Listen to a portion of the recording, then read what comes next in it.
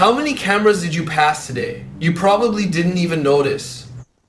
Now, picture this. Leaving your house with nothing. No wallet, no phone, no keys. You buy breakfast with a smile. You board a train with a glance. Your face unlocks every door. In parts of China, this isn't a dream. It's just how things work now. It's the ultimate convenience, a life without friction, but it comes with a camera, always watching. Is this the brilliant future of technology, or a slow surrender of something precious? I'm Stickman Xing. Welcome to Stickman's China Quiz, where we find the real stories. Today, we're unlocking the complex world of facial recognition in China, beyond the scary headlines.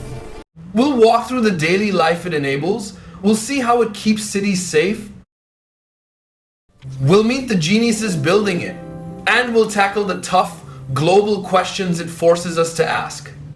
Stick with me, because at the end, I've got a quiz to test what you've learned. Here are your 5 questions. 1. In major Chinese cities, what portion of people have used biometrics like Face Pay? 2. What's the popular name for China's vast public security camera network? 3. Which Chinese AI firm is a global leader in facial recognition tech? 4. A major flaw in early facial recognition AI was poor accuracy for which groups? 5. Outside of China, which major city is famous for its dense camera network? Remember, this is just for fun. No prizes, just bragging rights.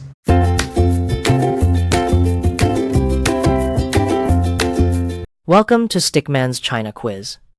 I'm KaXing, born in China, raised in Hong Kong, and the person behind the channel. By now, you probably already know Stickman Xing, our little visual guide who helps to bring each topic to life. Here's how it works.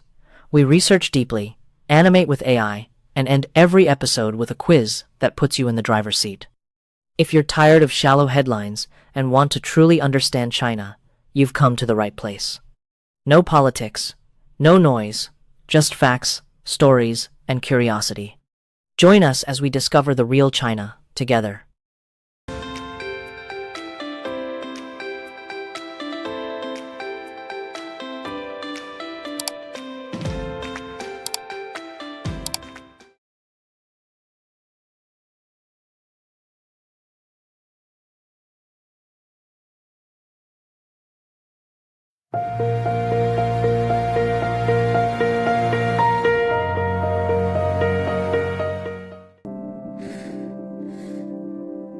Let's start where everyone starts their day. Buying something. A coffee, a bun, a bottle of water.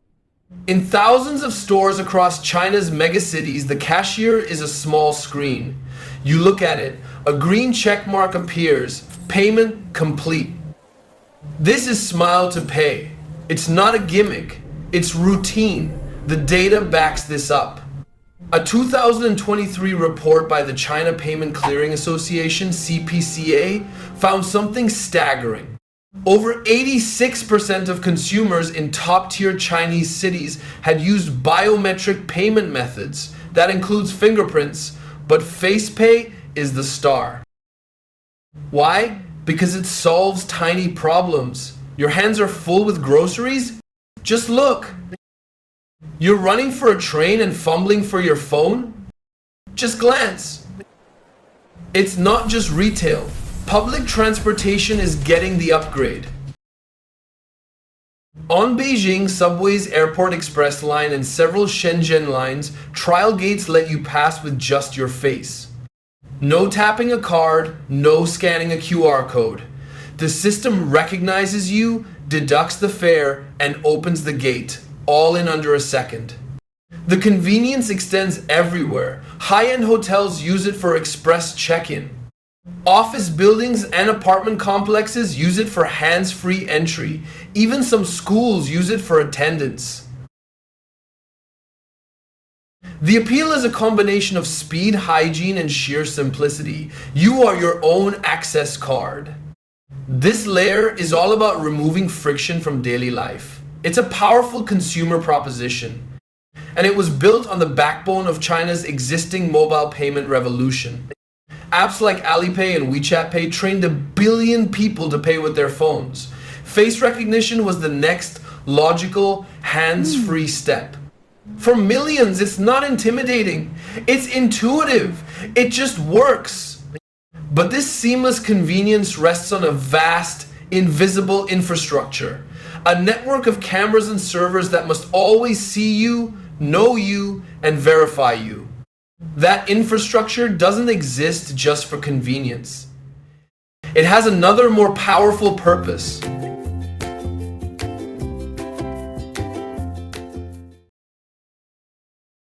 This is a lot to process, right? How do you feel about a world this frictionless? Let me know in the comments below. Are you excited or worried? And if you're finding this deep dive into China technology valuable, please hit subscribe. It truly helps us make more content that helps you learn about China.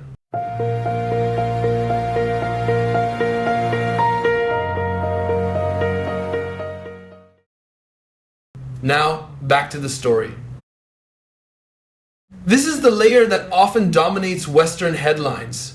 It's frequently called the Skynet, or in Chinese, Tianwang, which means heavenly net.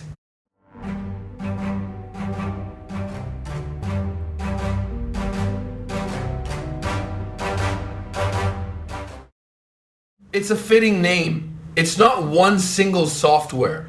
It's the integration of millions of public and private security cameras into a coordinated network. Estimates from security industry analysts like IHS Markit suggest China has several 100 million public surveillance cameras. The scale is almost unimaginable. The stated goal is public security and social management, and the applications are often framed in human, even heroic terms. Take the case of missing persons. In 2022, the Ministry of Public Security highlighted the technology's role in their reunion project. 是一个奇迹。团圆行动圆了团圆梦。这个角度很像。对，这个很正。所有的比例结构基本上都符合 DNA 的检测技术和数据库建设提供了有力的支撑。They reported that in 1 year, facial recognition technology helped locate and reunite over 10,000 missing elderly people and children with their families.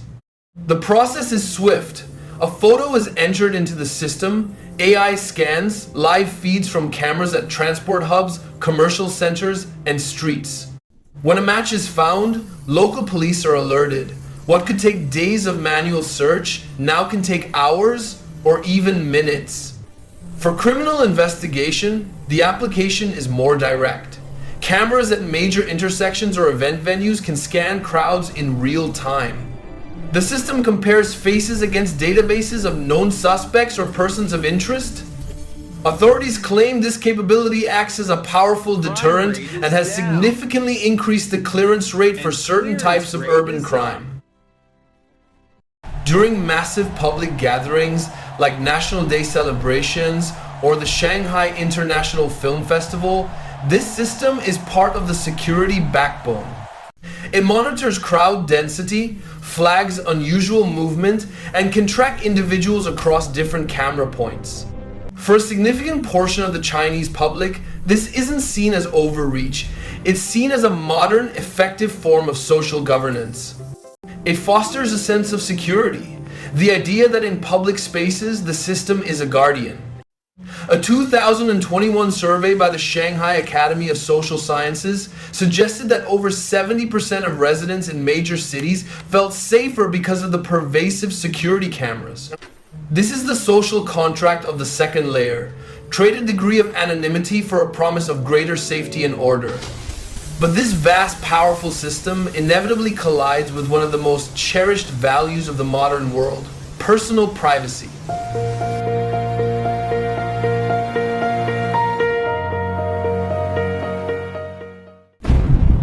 Let's address the elephant in the room. In Western media, China's surveillance tech is often linked to a single ominous phrase: the social credit system. It's crucial to separate fact from fiction. China's social credit system, as officially designed, is primarily a framework to assess the financial and commercial trustworthiness of businesses and individuals in economic activities. It is not a unified nationwide score for every citizen that deducts points for jaywalking or adds points for charity, as often sensationalized. That pervasive myth conflates separate local government pilot projects with the national system and exaggerates the role of facial recognition. The real, substantial concerns are universal. Where is my biometric data, the map of my face stored? Who owns it? Who can access it? Could it be hacked, sold, or used for discrimination by employers or insurers? These are not hypotheticals. They are active debates within China too. In response, China implemented the Personal Information Protection Law (PIPL) in 2021. It's China's equivalent to Europe's GDPR. The PIPL sets strict rules on how companies and institutions collect, store, and use personal data, including biometrics. It requires explicit consent for data collection and grants individuals the right to know and delete their data. Enforcement is evolving, but the legal framework is now in place. Now, let's shift from policy to pure technology. The engine behind this reality is some of the world's most advanced artificial intelligence. Companies like SenseTime, MegV, Face++ are not just Chinese champions, they are global powerhouses in computer vision. Their algorithms consistently rank at the top of international benchmarks like the US National Institute of Standards and Technology face recognition vendor test (FIRVT).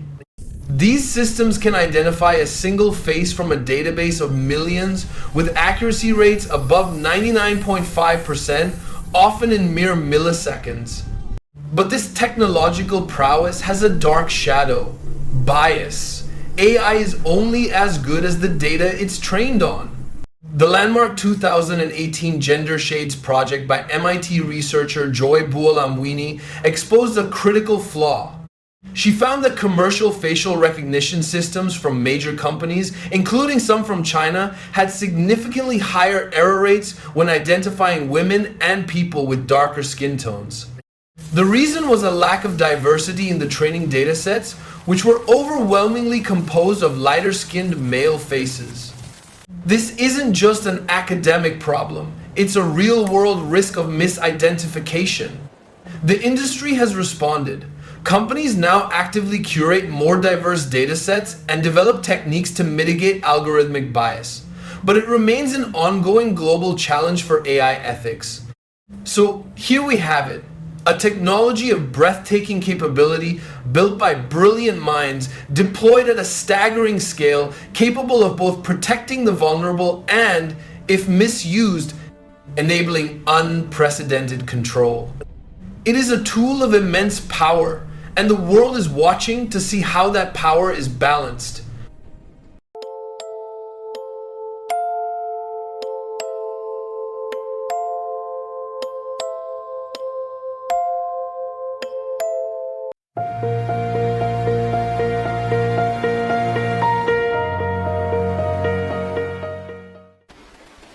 China's experiment with facial recognition is the largest in human history, but to view it as an isolated case is a mistake. It is simply the leading edge of a global wave. Consider London. According to a 2021 report by the British Security Industry Association, there is one public surveillance camera for every 13 people in London. The city's network is vast and integrated. Facial recognition is used by the Metropolitan Police, though amid significant public debate and legal challenges. In the United States, the picture is fragmented. Cities like San Francisco and Boston have banned municipal use of facial recognition. Others, like New York and Chicago, use it with varying degrees of oversight. The debate there is fierce, polarized between law enforcement demands and civil liberties defenses. The European Union's General Data Protection Regulation, GDPR, imposes some of the world's strictest rules on biometric data, creating a high barrier for pervasive systems like China's. So why the starkly different outcomes? The answer lies in the fundamental trade-off. Different societies weigh the values of efficiency and collective security against individual privacy and liberty differently. China's rapid modernization, its experience with large-scale social management, and a cultural context that often emphasizes collective well-being have created a unique crucible for this technology's acceptance. The result is a society opting, on a grand scale, for the promise of hyper-efficiency and layered security. The West, with its deep-rooted traditions of individualism, skepticism of state power, and traumatic historical experiences with surveillance, is far more cautious, often choosing to prioritize privacy despite potential benefits. There is no objectively right answer. It is a choice about the kind of future we want to build. As AI grows more powerful and embedded in our cities, every country will be forced to redraw its own line. Will we use it primarily to smooth our daily transactions and guard our public spaces, or will we fear its potential to erode the private sphere we hold dear? China has made its choice for now. Its journey offers the world a live preview of one possible future.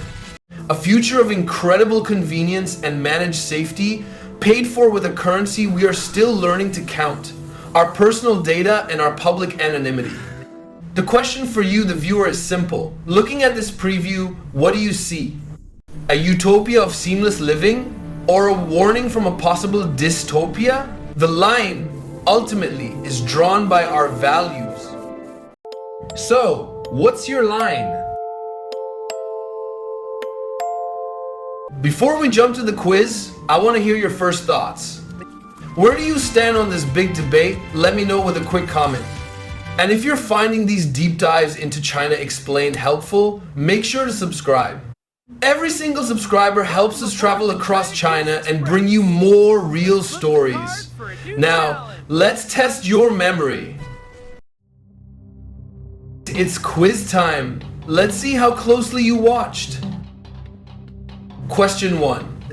According to a 2023 industry report, what percentage of people in China's major cities used biometric payments like facial recognition? A. About 50%. B. Over 70%. C. Over 86%. D. Nearly 100%.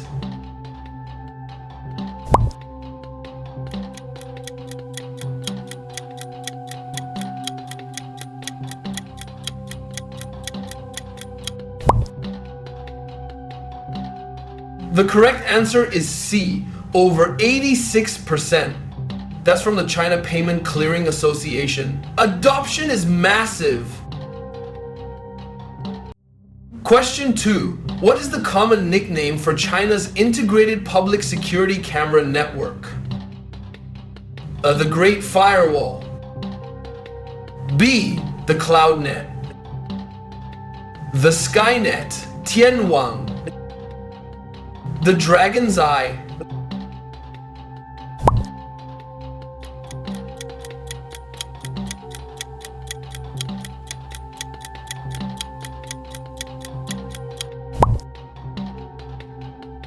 You got it! C, the Skynet, or Tianwang.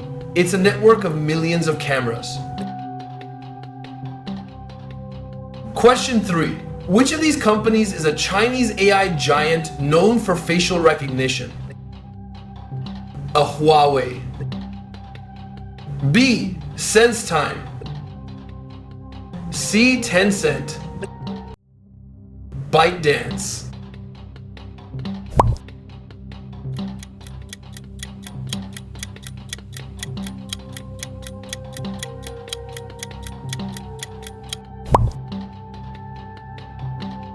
Yes, B. SenseTime. It's consistently ranked among the world's best in face recognition tech. Question 4. The MIT Gender Shade study found early facial recognition AI was the worst at identifying who? Option A. People wearing glasses. Option B, children. Option C, women with darker skin. Option D, the elderly.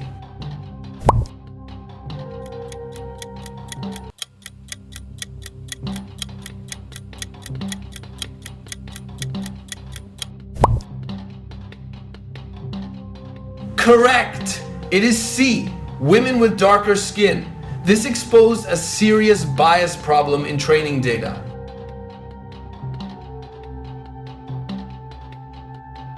Final question, question 5. Which Western city is known for having a very high density of public surveillance cameras? Option A, Berlin. Option B, Paris. Option C, London. Option D, Sydney.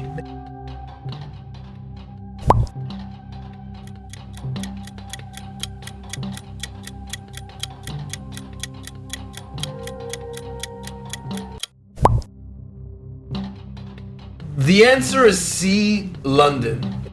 It shows the privacy versus security debate is global, not just about China.